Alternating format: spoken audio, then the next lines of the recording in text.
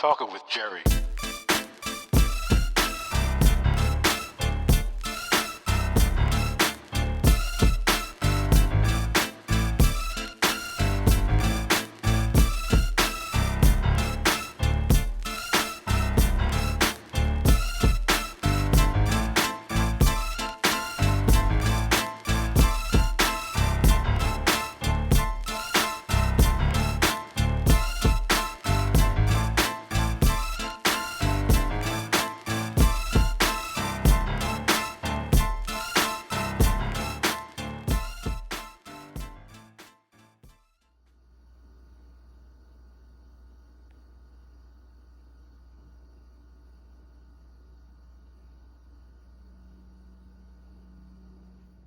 So I want to share a quick story, one that you'll find maybe a little funny. As I mentioned when I started my podcast, many of my short stories will be on things that I experienced or was a part of. And this is a story about Teddy Pendergrass, the great Teddy Pendergrass. So I get a call from one of my associates, a partner who used to do Teddy's tours around the country when Teddy was at the peak of his career. This is late 70s, early 80s, and Teddy is the number one artist. I mean, he was burning up the airwaves all over the country. He had the Teddy Bear Orchestra, and I had went to see one of his concerts one time when it was for ladies only. But because my partner was the producer of the show, I was able to go. I mean, a man could have bought a ticket, but it was basically all women, and I was sitting there in the front row. And I never saw anything like that before. I had seen concerts with Elvis on TV, and of course Frank Sinatra with the Teeny Boppers. But these women were literally melting, screaming. It was just, something that was the type of concert I had never experienced actually being there. It was like watching something on television. And I saw women go up to Teddy Pendergrass and give their phone number, and he would throw the piece of paper back at them, or throw their underwear on stage, and he would kick it off stage.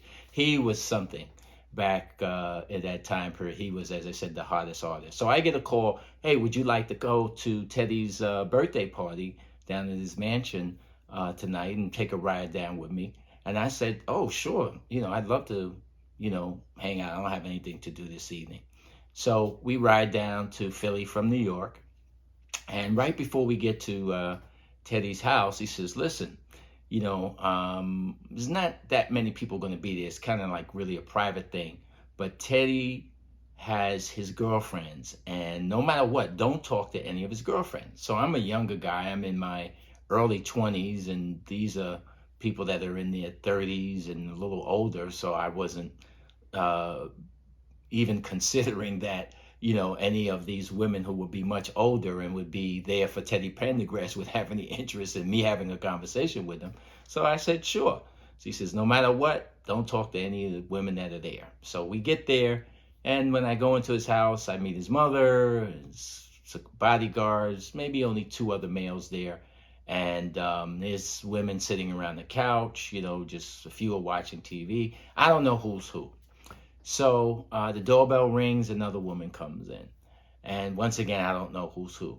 So within a few minutes, Teddy comes downstairs. He's got a bathrobe on, and he starts to chat with my friend. And, I met him. This was my first time meeting him one-on-one, other than in a concert situation.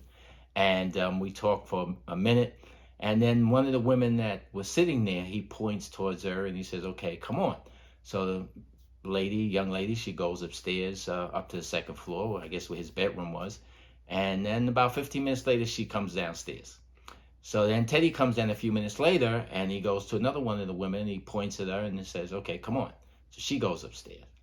So I didn't know, what to think.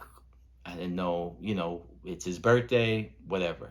Comes downstairs, and this happens like 5 times within maybe 40 minutes or so.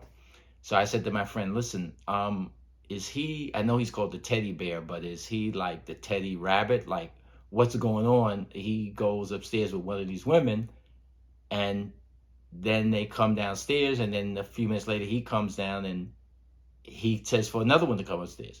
And he said, well, these are his girlfriends. They believe that they are the only one. They're his special girlfriend. So when they get upstairs, he gives them a hug. It's his birthday. They brought him a present, and that's Teddy. So it was really something that, for me, to be around an artist of that stature. I guess in today's world, you could look at a Maxwell or a Drake, people like that. So Teddy eventually invites my partner, my friend and I up to his bedroom, and then he starts playing a track from his new album. It's just the instrumental, and he starts singing over it. And this was something that was a new experience for me, hearing an artist practicing a song that they were going to go into the studio and soon do. And Teddy worked with Gamble and Huff, who were some of the greatest songwriter producers of all time. The OJs, Lou Rawls, Patti LaBelle, MFSB. I mean, they were the best. And so it was great listening to him practice before he would go into the studio. So then he went back downstairs and brought another girl up, and then another one, and another one. But it was just a exposure to something that I found very, very humorous. And all of these women got along with one another. They talked, but in their mind, they believed that they were Teddy Pendergrass's girlfriend.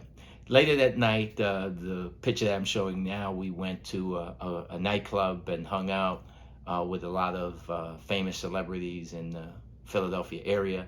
There's a picture of one of the OJs, I think Eddie Levert, and Teddy is there in the center.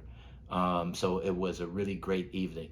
But that's just one of my many stories around celebrities, and one about Teddy Pendergrass. He was truly a playboy, a guy who had a lot of class, and that was something I had never seen before.